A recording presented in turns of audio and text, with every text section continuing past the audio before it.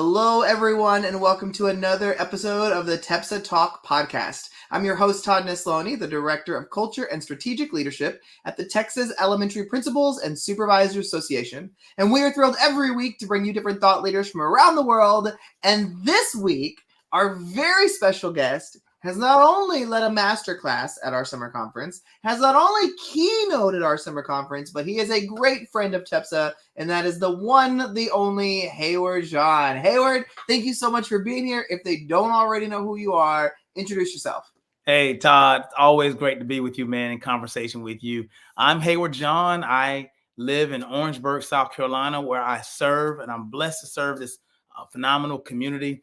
I serve as Director of Student Services for a school district here called Orangeburg County School District. We serve about almost 11,000 students, 31 schools.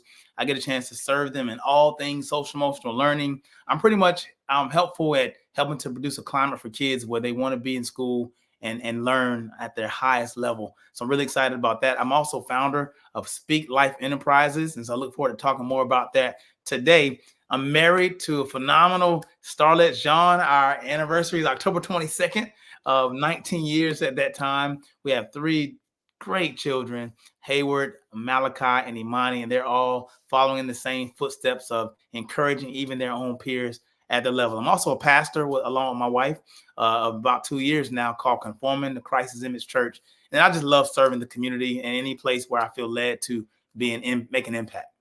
I love it. Well, Hayward, you know you're one of my favorite people on the planet, so I'm so excited to be able to have this conversation today. We titled today's podcast episode, Speak Life. And there's several reasons why we kind of chose that. But first and foremost, let's talk a little bit about you not only use this terminology a lot in the stuff that you do, you have a Speak Life Day that happens every year. There's a lot going on. So give us a little bit of background over the whole Speak Life movement with Hayward. I appreciate you saying that. Speaking life is very near and dear to me because to me, Speak Life means to uplift people with words. All right. Just as if you can call somebody and tell them, hey, you got the job. That's uplifting to someone. Or you can tell someone to have a nice day. That's uplifting. I just believe that we got to be very intentional with the words that we speak. Just as you can hire somebody with your words, you can fire someone with your words. You can also fire people up with your words. I do a lot of locker room talks, Todd, into athletic teams. And man, I'll be going shortly to an athletic event. And they count on me to pick them up with words. So there's something about that. We have our names. We're called something. You're called Todd. When Todd Neslony's name is called, there's a response to that. And so I believe that we got to speak into people, lift them up with our words. And so I started that out, Todd, as an elementary school teacher. Now, I've always lived that life, but as an elementary school teacher, I noticed there were a lot of children that responded negatively based on the words that were spoken to them, right? Whether it be it parents or educators. Now, mind you, educators should be the top ones at saying uplifting things, but I would hear that when they would go to other classes, they would not hear the things that I was saying to them. And then I would also hear children saying negative things to each other. And Todd, what really got me was I would hear children. Can I just be very frank about how Speak Life came? Teachers, you would love this. As a teacher, I really was big on classroom management. And so I would discipline students. And whenever I would have to give consequences, a student would get so upset out of nowhere. He would just start saying violent music. I'm like, what? What's the correlation of violent music? I got a little nervous. What's the correlation between music, negative music, and me giving you a consequence? And that's what I realized. Our children will only release what's on the inside of them, especially when pressure is applied. And so I wanted to fill children up with positivity. So whether situations were favorable or unfavorable, they still had a positive outlook on it no matter what. And I would shift that and I would empower children with words. And the more I gave them powerful words, the more they started responding with powerful words. And then it started overflowing, Todd, into communities. Because parents, every school day, we started out with affirmation statements. Every school day. To this day, some of those children are now valedictorians and some of them about to become doctors. Because, Todd, guess what? When they were in my classroom, I called them all doctors. I realized I got to lead with affirming, powerful, Yeah. you can do anything statements at the start. So whenever they were met with a consequence or a hard time or a tough time, negativity didn't come out, positivity did. Yeah. So fast forward 20 years later, some of those same 8-year-old students are now becoming doctors, literally, because when they were 3rd and 4th grade, I called them doctor. Dr. Irick, Dr. Johnson, Dr. this. And they would say, okay, I think I might want to do that because you saw something in me that I did not see in myself. I also started giving them positive music because they were responding with negative music. So we started at my elementary school, we started an inspirational rap concert called Inspiring Mind with Rhythm and Rhyme. It was an annual event that became a huge community-wide event because I noticed children kept repeating negative words, and those negative words started spilling over into how they responded to each other. I started seeing the violence happening in communities, and so we shifted that, and we started this big concert, and that's how the movement took off through the pretty much Speak Life rap concert, where kids would actually create their own lyrics. I had a friend make music beats, and kids create their own lyrics to songs about what they were learning, about not being a bully, and the teachers would help them write the lyrics. And at the end of a big family night, we invite all the parents out, thousands would be in attendance, and they would have a concert to share what they wrote in class in regards to how they would speak life to each other regarding education or social and emotional learning, man. And so from then, it kind of took off from there. I love it. So this year, what year number was it for the Speak Life Day? Also, for Speak Life Day, the concert, that was something that we're going to bring back. But the Speak Life Day, this is year number 4, man. No, and 5. What does it look like now? 5. Oh my gosh! So it started out as a social media campaign where people were just saying encouraging words to each other. But now Speak Life Day has now become a movement in schools across the country. And the way it looks is this: we give them printables, words, things you can do, Speak Life wristbands, and they're able to take that one day. Chick-fil-A even sponsored it this year, where it was Speak Life Day at Chick-fil-A in our county on the marquee. And kids will take a day to do an assembly. And that assembly will be met with speakers from the community, just lighten them up with motivational words of what they can be. Kids would create step chants and cheers and chants about motivational words, non-bullying words, how we can lift each other up. Todd, high schools would line up their walls with words of affirmation. Walking down a hallway, one of the schools called Edison Elementary, they have a hallway lined up. You walk down it, it's just Speak Life. It's like a Speak Life hallway. They love it. Big pep rallies around speaking life, and everyone's just encouraging and motivating. It's the one day where you can't say anything negative, no matter what. And man, it is really taking off. Our superintendent has now coined the day. Our mayor actually named the day Speak Life Day in the city. Wow. And so now the whole city, for that one day, they can only say positive and uplifting words to each other. So what is the date in case people listening want to celebrate next year? Very good question. So it's always the 3rd Friday in September. So okay. Always the 3rd Friday in September. So like, for example, in 2025, it will be September 19th. September 19th. There we go. Everybody can put it on their calendar now. If my TEPSA family connects with Speak Life Day, it's over. There we go. Is now global now. There we go. Well, I love this idea so much because it is so easy to do. You really don't have any excuse to not be speaking life into those around you, especially if you're serving as a school administrator. I mean, that's one of the best things you can be doing.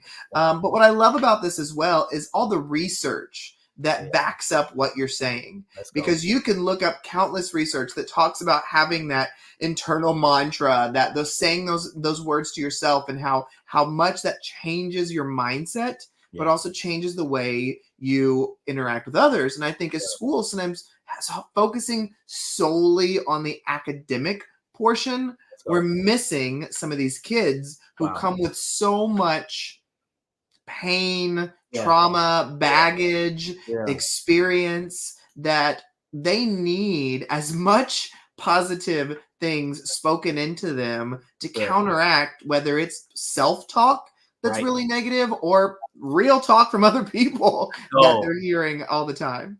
Todd, if you look at in our world right now, wars are started with words. Debates and conversations and all the things, everything is surrounded by words. Our children are surrounded by words, and it's important to be intentional about the words that we speak, because they can, just like they can bring life, they can also bring destruction as well. And so we thought it very important. But Todd, you talked about research. It's also rooted and grounded in the research of collective efficacy, or teacher efficacy, or student efficacy, or leadership efficacy, where you talk about how you're being aware of your impact on someone else. And so in collective efficacy, it's that belief system. And so how do you communicate your belief, but with your words? And so if I believe in you, I gotta say that. I've watched schools turn around. I've watched school report cards turn around because of the perspective of the leader. They turned around. Even our school, when I was a principal, instead of looking at what we were weak at, we built on our strengths. That is a way to speak life. This is what you're good at. We're going to hone in on that. We're not going to ignore our weaknesses, or as one of my friends call it, your lesser strength.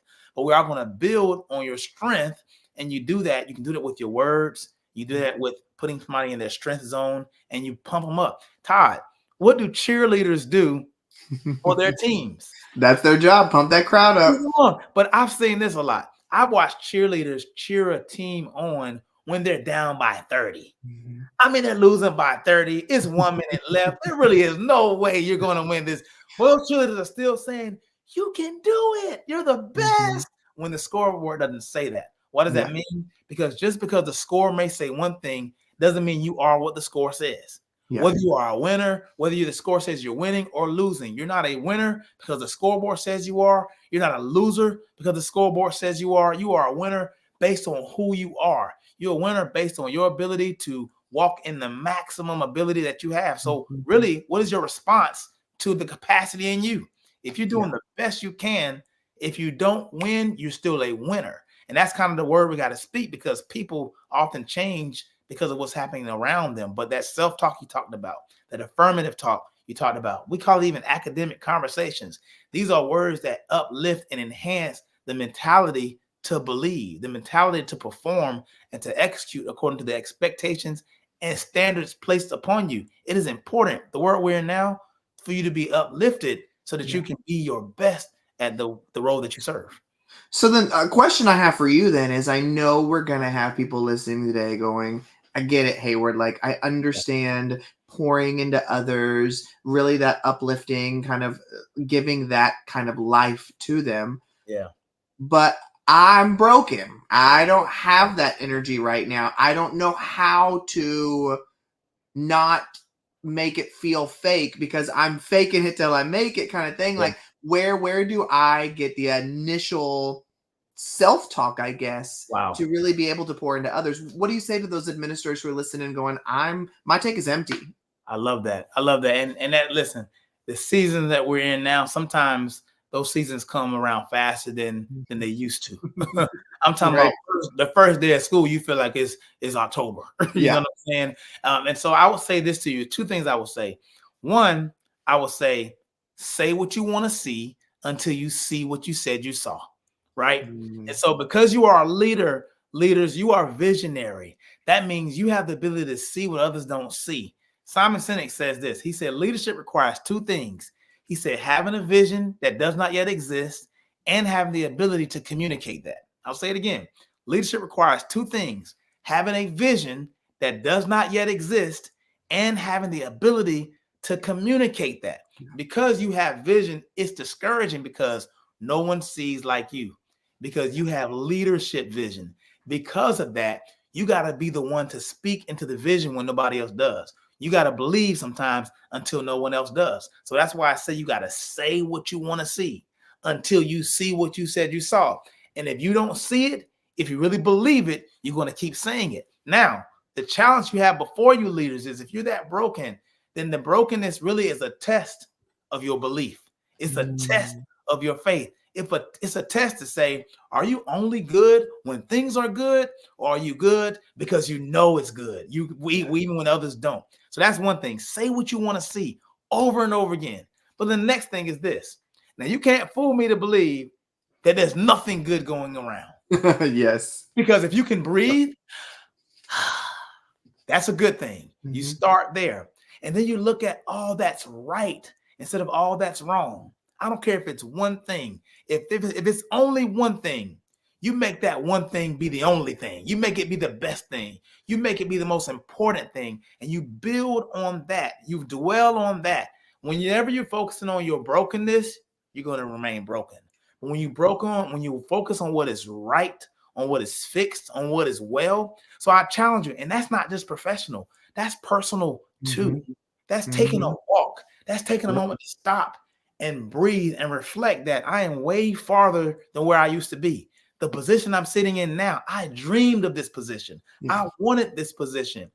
And there are other positions I can have, but I chose this. And so don't look at what you don't have. Look at what you have and be grateful. I always think about our reflection to be grateful. Many Yeah. times, Todd, leaders don't take a moment to reflect enough. We Yeah. lead people to be reflective practitioners, but sometimes we're not reflective. And I'm giving you permission. I'm challenging you to reflect on what's good and go from there. I love that. And I love that what you said as well. And one thing that I often speak to is what you focus on, you will empower. So, I And so love if that. you're focusing on that negative stuff, that's what you're empowering in your life. And of course, Right. that's why you're feeling that way. It That's doesn't so mean that good. everything's always going to be roses and No, rainbows, but no, it no. does mean that you can put in the work to at least find something I that love is that. worth celebrating. Even like you said, if it's the fact that you just took another breath, hey, Yeah, that's going to be where I start today. yeah, So I yeah. love that. And listen to Todd Nesloney. Just find some of his stuff and just click on it. I'm saying it to say there are people around you Yeah. that give you strength when you don't have it. Yeah. There, even if it's YouTube, if it's find those. You can you can Google it Yeah. on a YouTube chat or these podcasts right here. That's why this is so necessary because there are people. You're not alone. Yeah. And that's something that we got Exactly. to remember that as well. You're not in this by yourself, and there are people that are doing it. And I would just take a moment and let them feed you because you can't give what you don't have. Feed your faith, starve your fears, feed the strengths, starve those doubts. I love that analogy. Well, Hayward, you know I could listen to you all day. Oh, Todd, Anytime you speak, people leave on fire like they let's get just it. went to church. So if people are listening right now and they're like, I like what this man is saying, I want to talk to him more. I want to bring him out to talk to our people. I want Yeah. to see what he's got to do. How can they connect with you? Man, listen, happy to connect. I'm at Hayward. The way it's spelled on the screen is haywardjean.com. So you put them together as haywardjean.com. My handles are there. On Instagram is Hayward_Jean. On Facebook is Hayward Jean as well. But again, haywardjean.com, and be happy to connect with you and to uplift you and encourage you in any way that I can. Awesome. Well, Hayward, thank you so much for making time to be with us today. You rock. Thank you, everybody, for listening or watching another episode of the TEPSA Talk Podcast. Remember, you can check out all of our past episodes online and join us next week for another all-new conversation with another guest from around the world. Have a great afternoon.